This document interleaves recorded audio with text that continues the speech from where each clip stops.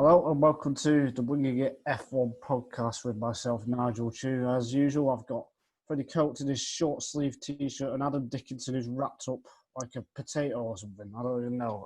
How are you guys doing this week? Adam's really cold. Yeah. Jacket potato. There you go. Yeah, I mean, I'm feeling a bit warmer now, to be fair.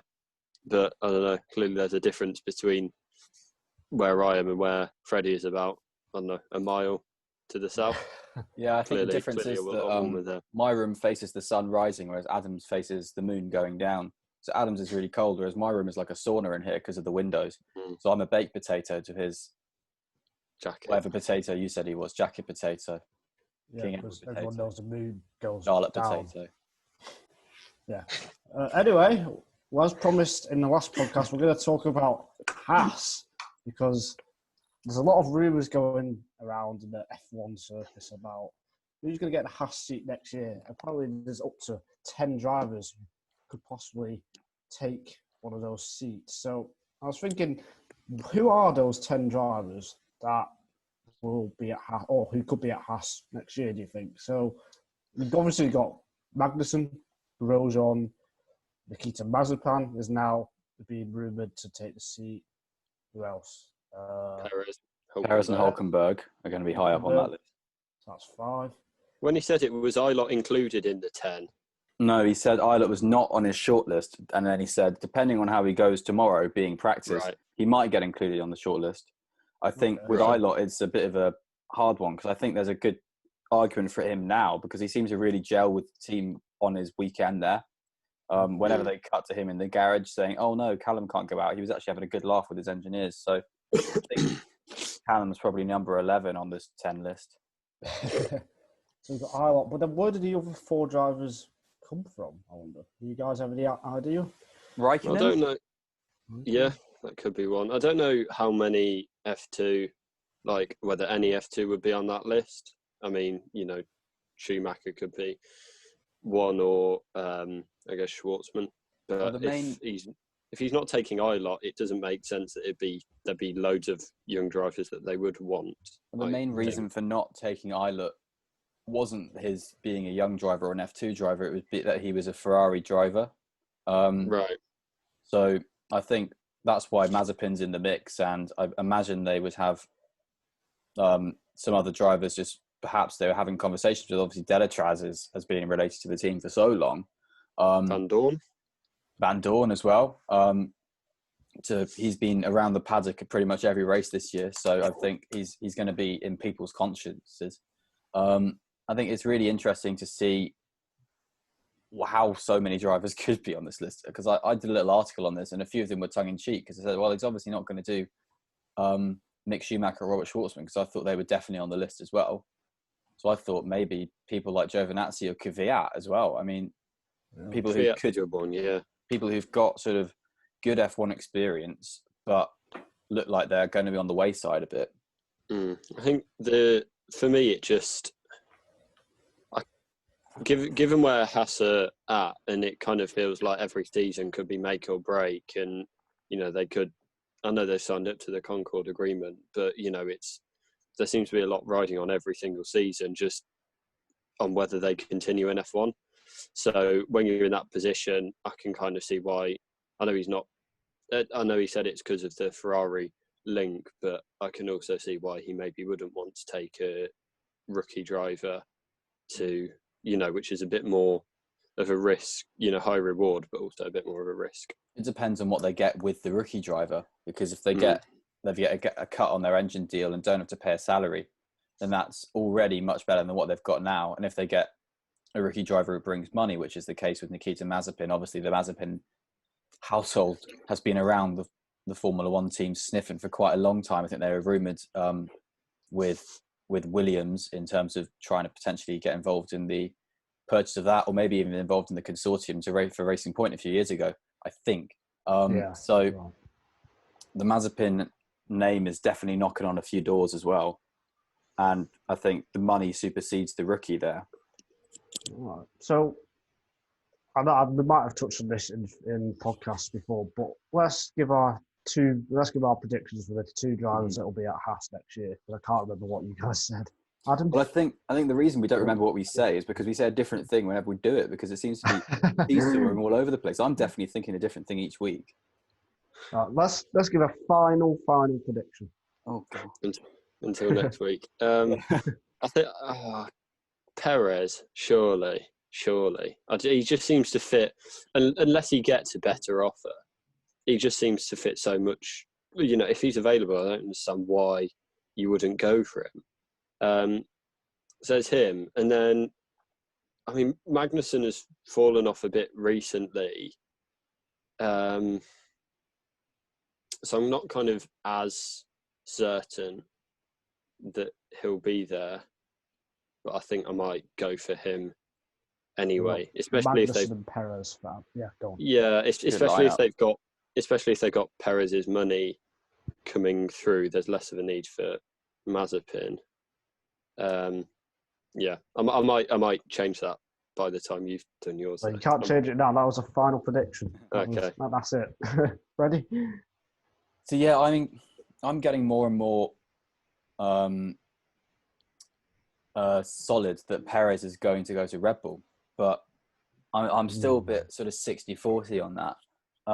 But I think Perez is going to go to Red Bull, and I think Haas are going to keep Magnussen, and I think they're probably going to get Nikita Mazepin. All right, I'm gonna go for something weird. Grosjean.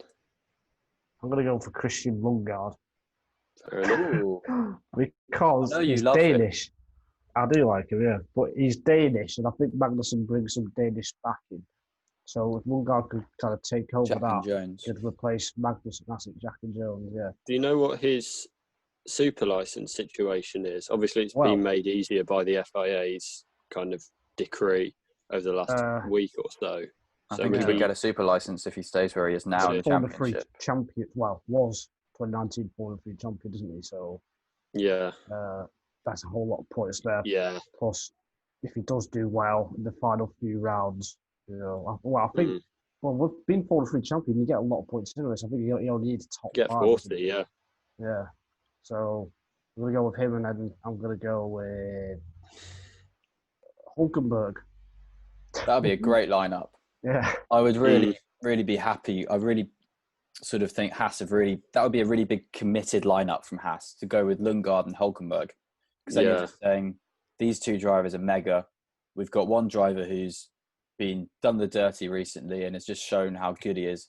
And we've got another whose natural talent is just coming through whenever he drives in a series where you really actually need experience. That is Formula 2. So I think that would be a brilliant lineup and would really solidify my feelings for Haas as strong ones. But I just don't have the faith that Haas are going to go for a driver lineup because they're mega. They've gone for Grosjean and Magnussen for so long just because it seems to be because they're like, oh, it's easy. It's an easy lineup. We can control them. We can dominate them in a bit. Whereas you kind of think if they go for more of a gutsy lineup, it's going to upset the team dynamic of Günther Steiner wants to be the boss. I think out of all of our 3 predictions, mine is the one I'm least confident in now. So really? It's gone. Really? Wow. Not mine. I don't know. To be fair, I kind of not considered the Perez Red Bull link. So, but yeah, I've got to stick to it now. I mean, so none of us have even said when it happened, even when Perez goes to Red Bull, you won't believe it. You're going to sit there and go, "No, he's going to Haas. Yeah. He's going to Haas. Yeah, I'm not. He's got a contract. He's going to Haas." Every discussion we do in future, then I'll start to say, "Well, I think Hulkenberg," and then you'll jump in and go, "No, you're not allowed to say that. You've got to say Perez." You never said it was the 2021 lineup. So I think I did at the start. Damn. So none of us have gone Illot. Do we think he's going to get a seat on the grid then? Problem I have with Illot is I don't think he's very good. Yeah, I think he's overrated. Personally, I don't think there's anything. I just think he's overrated. Personally, just looking at his junior career, he does make a lot of mistakes, and this year he has done the same thing. Because for me, he should be dominating the championship because I think the Virtuosi car is the best car on the F2 grid if there is the best car. So those are my thoughts on Illot. I think unpopular. Oh, Nigel See, thinks what the I'd drive be- is overrated. Original. what I think about Illot is that I've been really impressed with the way he has stepped up from last year. In the way that you look at someone like Guan Yu Zhou, who's his step up into Formula 2 was as a rookie was, it was really good, and took everyone by surprise. Well, it personally took me by surprise a bit that he came in and was getting the odd pole position and podium. And then this year, Guan Yu Zhou, if you take the kind of step up that Illot's done, if Zhou did that step up, then he would be dominating this championship, and he hasn't made the step up that other drivers like Illot and Schumacher have done, in my opinion. I look at that as a really good sign as an adaptable driver. Maybe not so much in raw speed, but an intelligent driver, which I think is very good for a sort of back of the grid team, I think. I wonder why Ferrari even took Albon on, because it's a weird choice to make. His nationality doesn't really matter, but being British, I think for Ferrari to take that choice is a bit strange. It kind of came from nowhere to me. I think they just were building their their junior academy, and Red Bull had just dropped Illot, so it was an easy one did to Red pick Bull up. drop Albon? I didn't know that. In about 2016. Oh, okay, interesting. I'd like to see Illot on the grid. I hope he makes it. Kind of from British perspective, seeing another Brit in F1, that's always good. From when it was Hamilton and Palmer to now it's Russell, Norris, Hamilton, and potentially Illot. The British pool has sort of, it's grown quite a lot recently. Well, for 2018, Hamilton was the only British driver on the grid. Is that correct? Yeah, that's correct. Yeah. So yeah, there's a good pool of talent. This year, Vettel's the only full-time German driver on the grid, whereas, 2013, 2012, he had about 6 or 7 Germans on the grid. So, I mean, it means nothing. and he's only 7 points ahead of the part-time German on the grid. Nico Hülkenberg. It says more about the Ferrari, I think.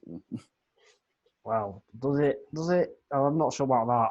Yeah, I'm not sure either, to be fair. Yeah, so we're talking of British drivers.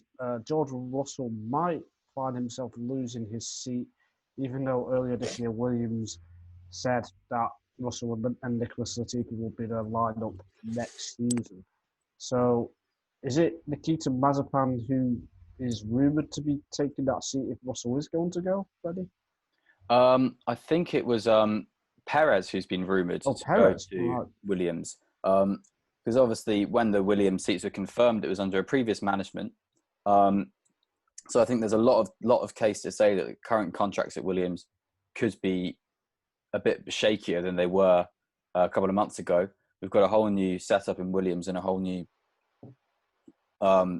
management structure. So maybe all of the contracts there have got clauses in that say, well, if the new owners come in and make a decision, then there's no exit clause or something. Because I think they come across as quite financially minded people, that they would choose not to pay for an exit clause to Mercedes for Russell rather than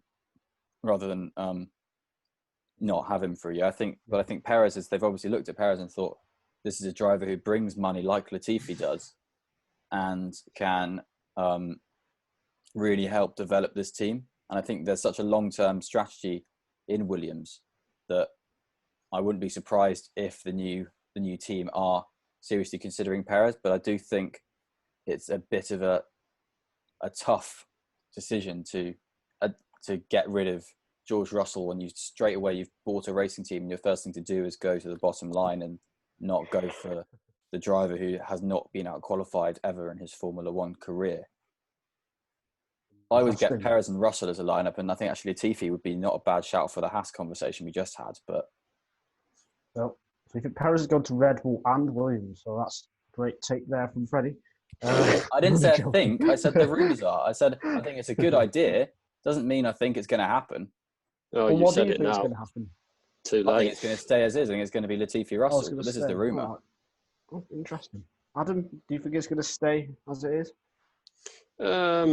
Yeah. I mean, for next season at least, and then kind of maybe take a bit more stock and look at where they're at and kind of what they most value from a driver and what they think, which elements or kind of which traits from a driver will help their team move forward long term, because like Freddie said, they are looking long term to improve the team. So I'd say stay as is, but I do quite like the idea of Perez kind of driving into the pits and then like changing and getting into a Williams car and driving out and then doing like a stint there and then getting back in the Haas car. So, could happen. Very old school. I'm going to say Mazepin to Williams. I reckon that. I think Williams have got Dorilton Capital on board For 21? For next year, yeah. Mm. I think there's still some financial troubles, and I think Russell might find himself without a seat, personally. If he is without a seat to bring it back, do you think he'd get a seat at another team like Haas?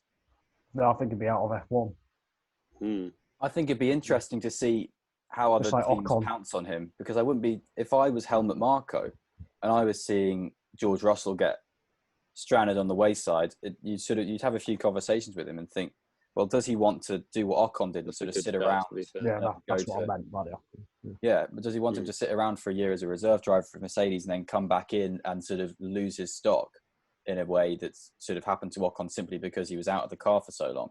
Or would Russell want to stay in the car? Because I think perhaps there's an argument, if the capability's there, to put Russell straight into an AlphaTauri. Yeah. Straight to a Red Bull. Perhaps straight to a Red Bull.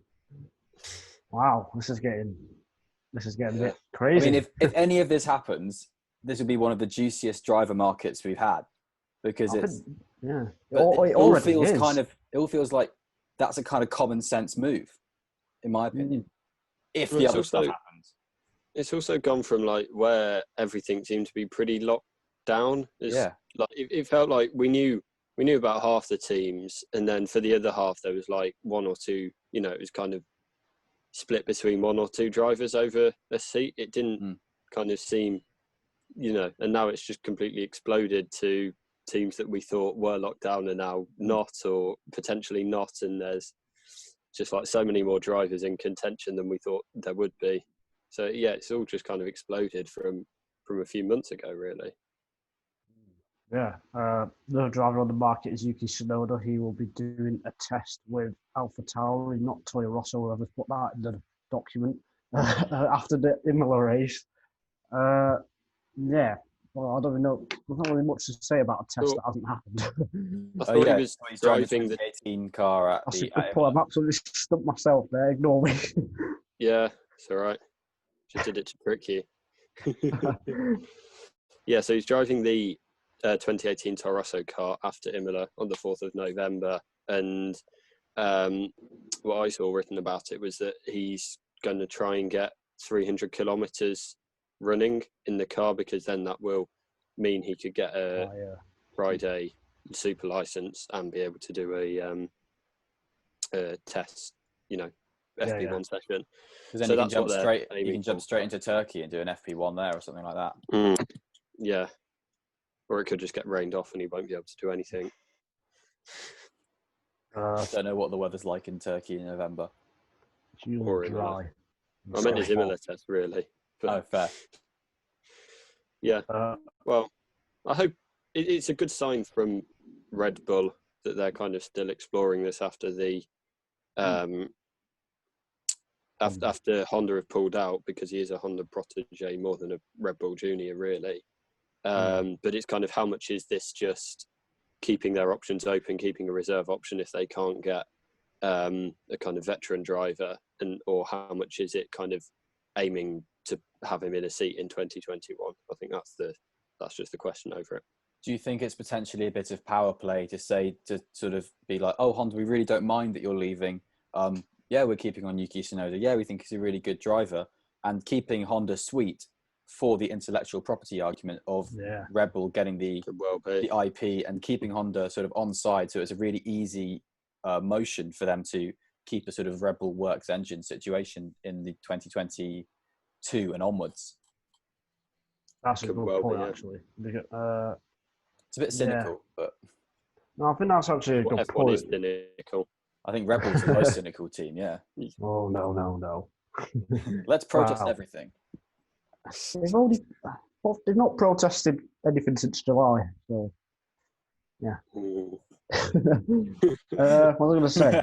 I don't think the Honda departure makes a difference to Tsunoda personally, because if Red Bull see the talent, then I think they'll take him on, regardless that he's Japanese and Honda affiliation anyway.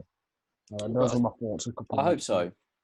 Yeah, I think it's just kind of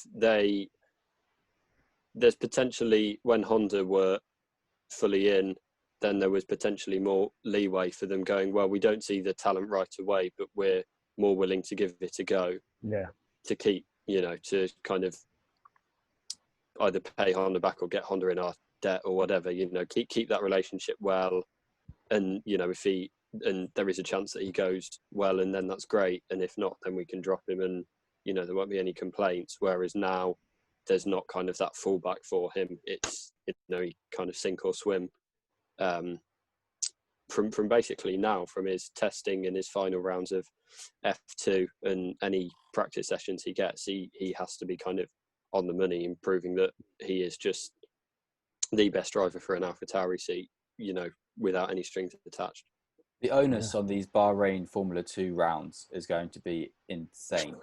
People are going to be absolutely watching those with so much intensity, because that's going to basically be the final audition tape for a Formula 1 seat for a lot of drivers. You've thrown Lundgaard in the mix. Mazepin's been in this whole conversation. Tsunoda, Illot, Schwartzman as well, definitely, I think, is one to be involved in this, despite him being third in the queue for Ferrari. But that's at the top. So the 6 or 7 in F2 are all in contention for Formula 1 seats legitimately. The top one we think is confirmed, obviously. But I think it's going to be really interesting to see if we do get any confirmation before that.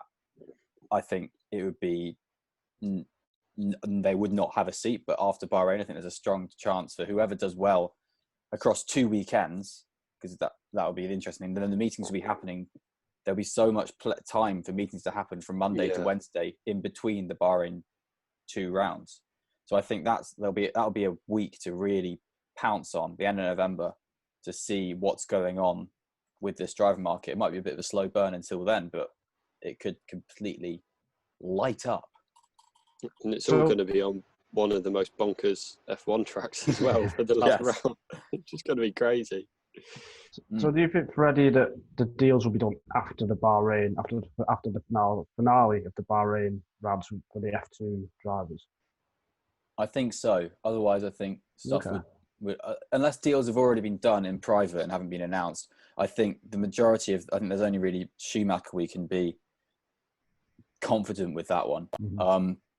I think with the rest of it, I think people are going to be still, because they're still umming and ahhing, it seems, from everything we hear in every bit of press. Everyone's umming and ahhing about it all. So the drivers are trying to stay with it, with the teams. Like Tsunoda getting his test with AlphaTauri, he's going to have to be on his best behavior to keep the idea implanted in their minds that this guy's a good idea, because obviously they're not on the support paddock for these rounds, and there's only been sort of a short burst. It's very easy to be forgotten about. So they're going to really need to pull their socks up and go for it in Bahrain and do really well, I think. Otherwise, it feels like there could be a lack of momentum for a lot of these guys. I don't know if that's me being a bit naive.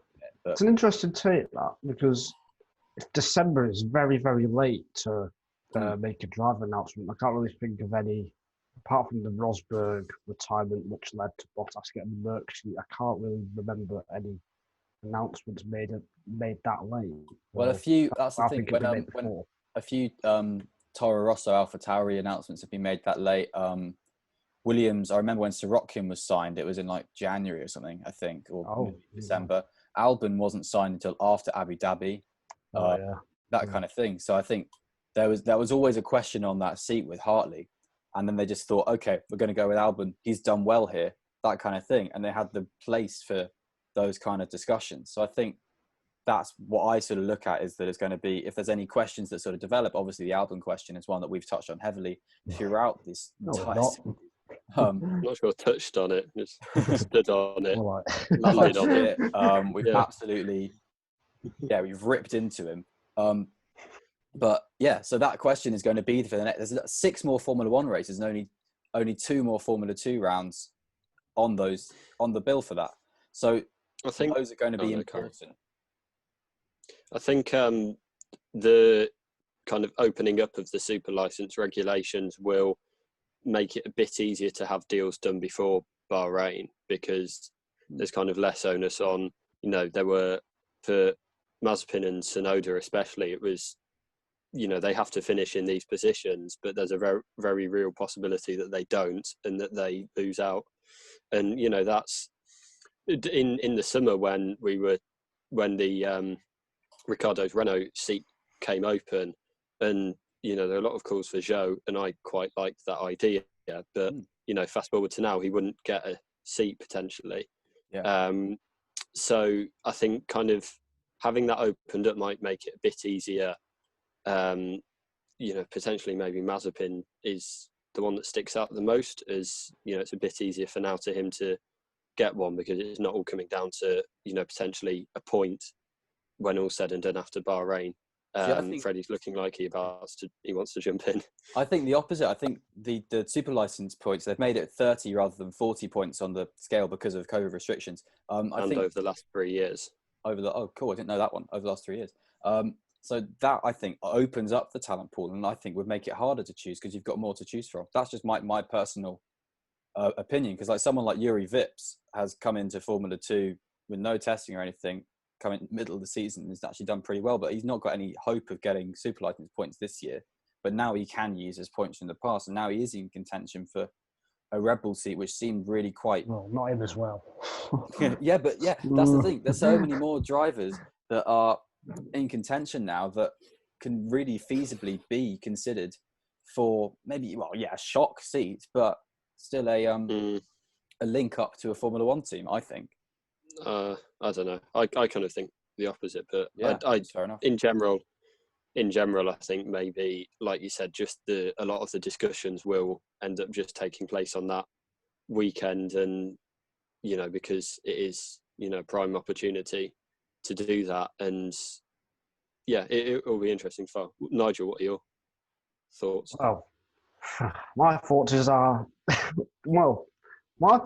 just that there's not enough seats in F1. That's why we've got this problem. There's about 10, 12 drivers who could be in F1, but they won't be next year. And that's because there's not enough seats, in my opinion. So, yeah. Go and start a team. Yeah. Wow. Take out a loan. I would if you didn't have to pay about 200 million. Yeah. You have to pay 200 million euros to be able to do it. Yeah, you have to pay 200 million, even though Williams have bought for 150. But whatever. Yeah, let's not talk about the driver market anymore, because we've talked about it loads, and who knows what's going to happen. We've given our predictions. If you want to give us your predictions, you can comment on our YouTube video and stuff, and tweet us at WiggyGetF1, or tweet us personally at Nigel C. Journo, Adam Dickinson 01, and Fred Coates 1999. Yeah, he's got it all right. For once. Bang on. So, as I said, that's enough driver market talk for now, although we are going to talk about Fernando Alonso, who has got his seat confirmed at Renault next year, unless something crazy happens in the world of 2020. He has already done a test this week with Renault in the 2020 car. He said it felt good and stuff. He said getting back to F1 speed is not easy, and he was just trying to improve every lap. And he says that the car has good potential as well. And we already know that because Daniel Ricciardo got a podium on Sunday. I still haven't thought of a question, so I'm just going to say, what are your thoughts on Alonso and Renault in the test? And everything to do with Alonso. Well, they obviously want to get him into everything. They obviously wanted to get him into the 2020 car, and I think it's still a bit uncertain as to whether they're going to get him into the young driver test in Abu Dhabi, or whatever it's the Pirelli performance test as the young driver. But he's certainly managed to get his 100 kilometers for the filming day. They used that to the max, and it's definitely got the publicity I think they would have wanted. There's been a lot of chatter about Alonso even if some people might have missed it. But, I don't imagine that's easy to do because it's been literally everywhere. And everything that has come out is positive between Renault and Alonso.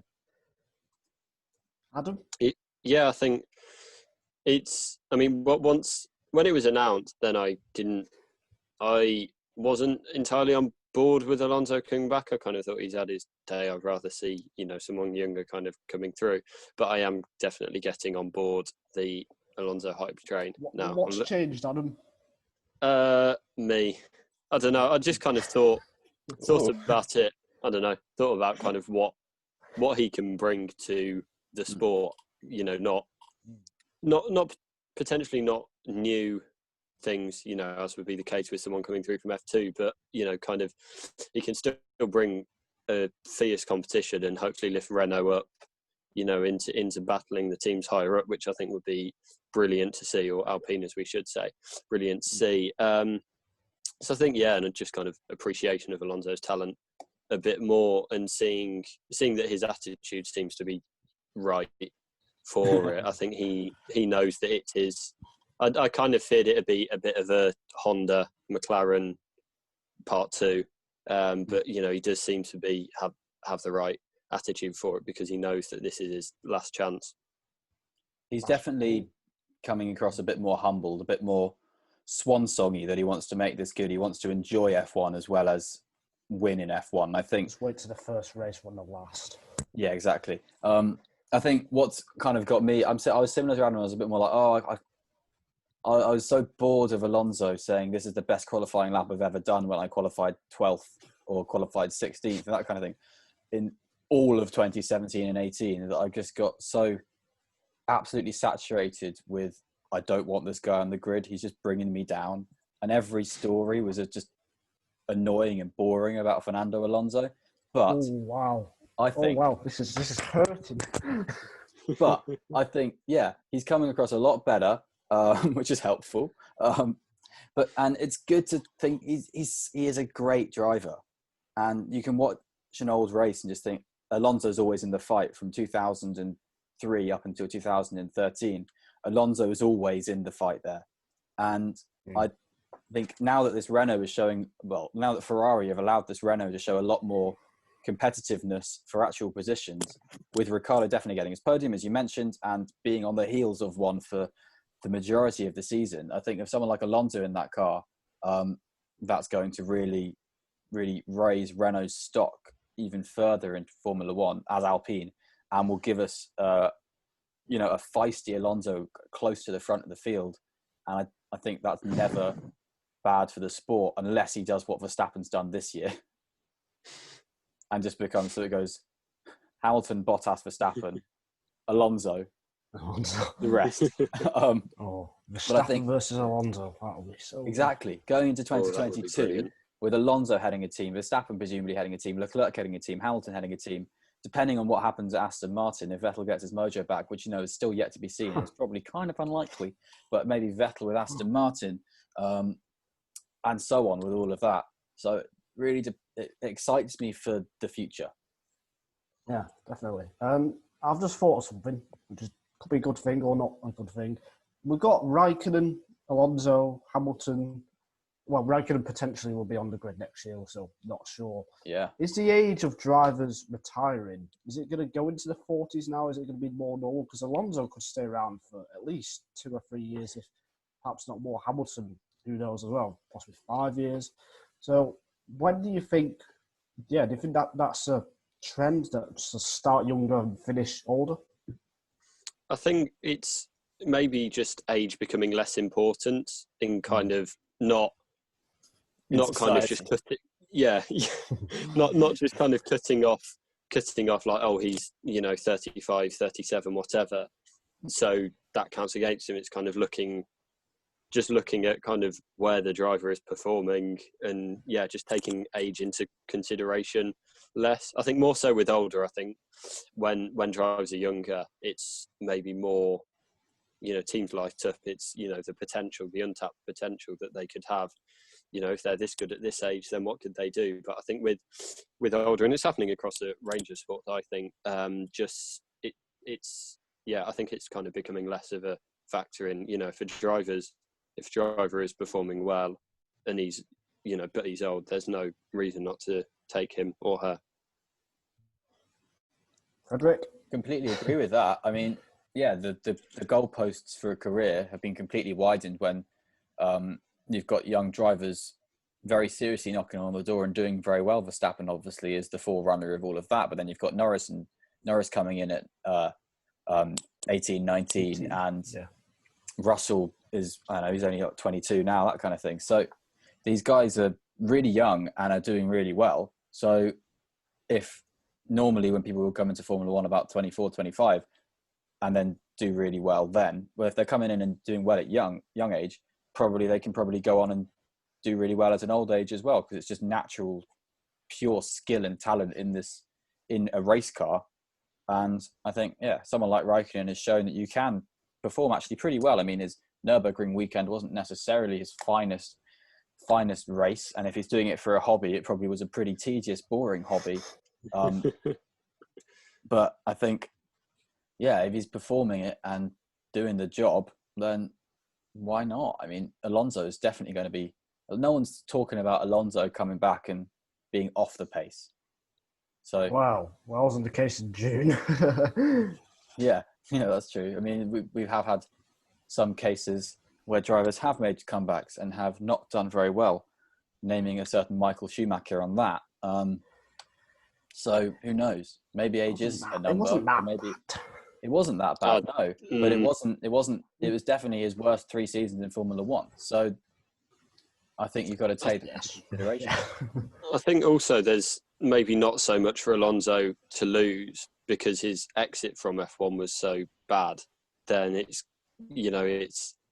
I don't think it will taint if he comes back and it fails. I don't think that will kind of taint his reputation too much because he's kind of already had that once. Whereas I think the potential upside of him kind of coming back, showing he can still do it, at the top end of 30 and, kind of transform a team or, be a part of a team catapulting itself to the front of the grid. There's, that would really enhance his legacy in F1. Yeah, I think he's gone away and he's seen, I've won Le Mans. Why aren't people calling me the best driver in the world still? Oh, I need to be in Formula One. And I think really, Le Mans is and WEC is definitely, and Dakar opened him up to the team of Formula One a bit more.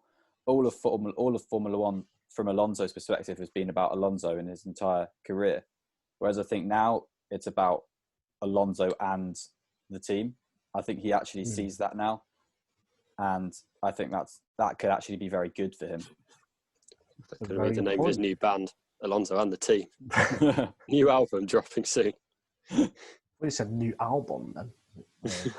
No. Oh, you can't get him away from the front of your mind.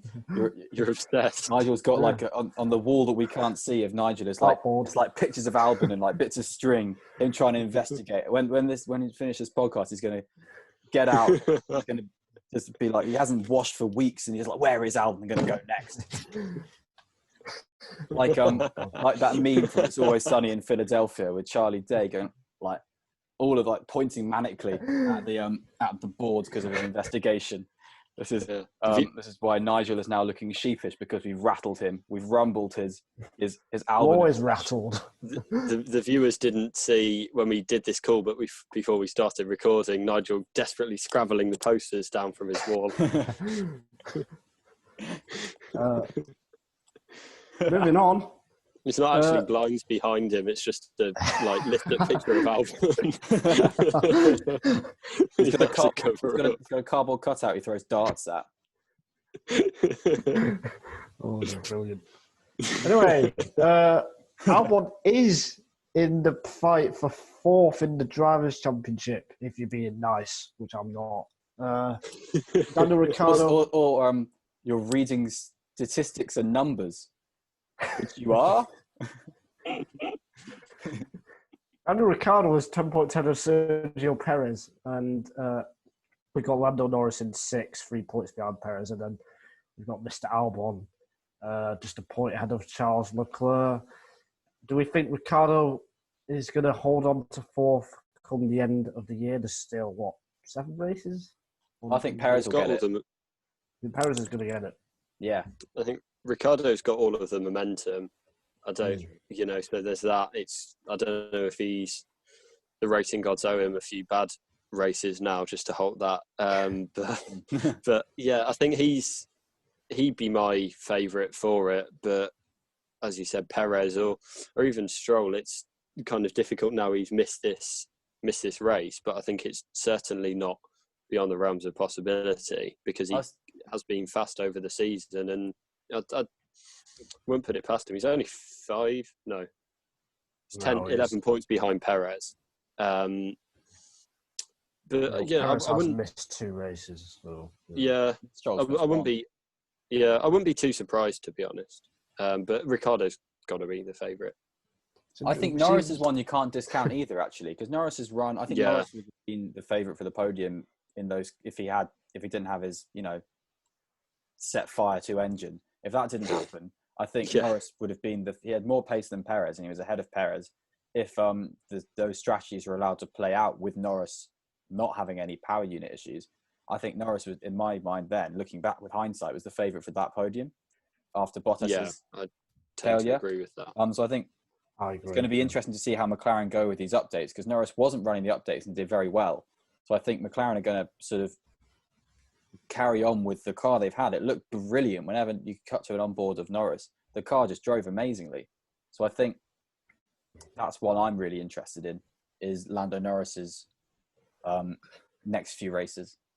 I find it so funny we've mentioned Ricciardo, Perez, Norris, and the Stroll. Stroll's in 9th. We've not even mentioned the guy in 7th, even though he's in the second best car. But moving on. We did mention him. We did, but we don't bring it up because otherwise we just have to sit here and listen 10 minutes of you going, oh, Alex Albon, eh? Oh, what are we going to do with him? Oh, no. Oh, atrocious. Throw him down pit in the morning and what do you get? Nothing. Send him back to F4. And he's not even good enough for F4. He's not even going to win an F4. He'll get beaten by Kushmani in British F3. The northern accent, that, Freddie. Aye. I mean, aye. Yeah. Aye. If we are going to... Look at me. I'm doing I'm Nigel. Albon, he's rubbish. Why is he still at Red Bull? Absolutely atrocious. This is brilliant content. Why is he still at Red Bull? Yeah, it's ridiculous. Points. I can name 20 drivers on grid who better than him, and there's only 20 drivers on the grid.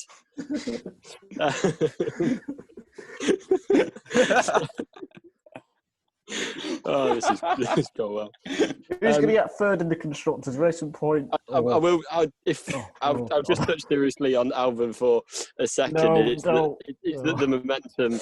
You don't have to. You don't have to, Nigel. Alex is Albon. Adam is going to do it, so you don't have to, Nigel. I'm losing the life. I think oh God. I think it's the momentum thing. It's just kind of the momentum seems to just be so much against him, whereas at the start of the season, for some people thought, he's kind of come in and made a decent start and now he can push on, and Nigel left. Then now it's just kind of like, it just seems to be one bad weekend after another, and it's just difficult to see how he's going to get out of that. I think the best way to get out of that rut was 2 races ago when he got a podium. But then the next race he didn't get the points, and the race just gone was obviously, he was basically, everyone seems to think he was retired because of that was enough. He was sin-binned by Red Bull rather than the punctured radiator, as they've officially said. So I think Albon kind of had the opportunity for the momentum with his podium at Tuscan Grand Prix and didn't ride that wave. So I think that's not very good, basically. Should we move on to third place in the Constructors' Championship? Yeah, let's do that. Racing Point, McLaren, or red orders. There's 6 points between Racing Point and Renault, 3rd to 5th. Any guesses? It is literally a guess, I guess. McLaren has the strongest lineup. I think McLaren or Renault have the stronger lineups. I think Ocon is coming on form a bit, but his race performance just isn't quite as rewarding as Ricciardo's. Whereas I think you've got the potential for both Norris and Sainz to get high points. So I think I look at that and think money's on McLaren, but McLaren are still riding the wave of some very strong early results. They've had only one non-points finish this year, which is very good, but they've had a lot of DNFs recently. So I think if McLaren can get on top of some of that, then that would be really good. But obviously the momentum is with Renault, definitely. I think the team that has the least DNFs will be the one that gets it, to be honest. I think it's that tight so far, you know, unless Renault, obviously, I've spoken about it already, seem to have more momentum, but it's, you know, that can go or another team can pick up because there's still quite a lot of the season left. So, yeah, I just think, you know, I'll back Racing Point, but I think really it'll just be kind of reliability and just, whoever can keep their car on track, getting points finishes at most races. Yeah. Adam says Racing Point. Freddie, who did you go for? Despite their 15-point deduction. Yeah, that's a good point. They'd be a bit further ahead if it weren't for that. But arguably, they'd be a lot further behind if it weren't for the reason for that. Exactly. So we've discussed that already. But Freddie? I'm going to say McLaren. Which means I have to say Renault. Ferrari. What I will say is, you know how when Red Bull was leaving Renault, they had loads of reliability issues and stuff, and people saying, "Oh, Renault are, sabotaging Red Bull." Are they doing the same to McLaren? But no one's talking about it because it's not as it's not as big of a story. No, they're not. Or have I just gone mental? No, gone I mental. don't think they are. Or am I mental? I don't think so. I think. Yeah. I just think I don't know if McLaren are going to do well, Renault should just shout about it more. That's all. Just like they should have done with Red Bull. Exactly. I think that's the end of the podcast. Then it's been a very strange one, possibly the weirdest one we've Brilliant. ever had. It's a great podcast. Mainly because when I host, I always mess it up, and I don't know what I'm going to say next. We're like the Piranha Club of Formula One, Adam and I, trying to snip on every mistake you make and then throw it back. I love it. It's great. Oh, okay. I do. It's good. So yeah, thanks for watching. Watch us and listen to us on Spotify, iTunes, Acast, YouTube, all that stuff. And we will see you next week to preview the Portuguese Grand Prix. Yeah. Bye. Bye.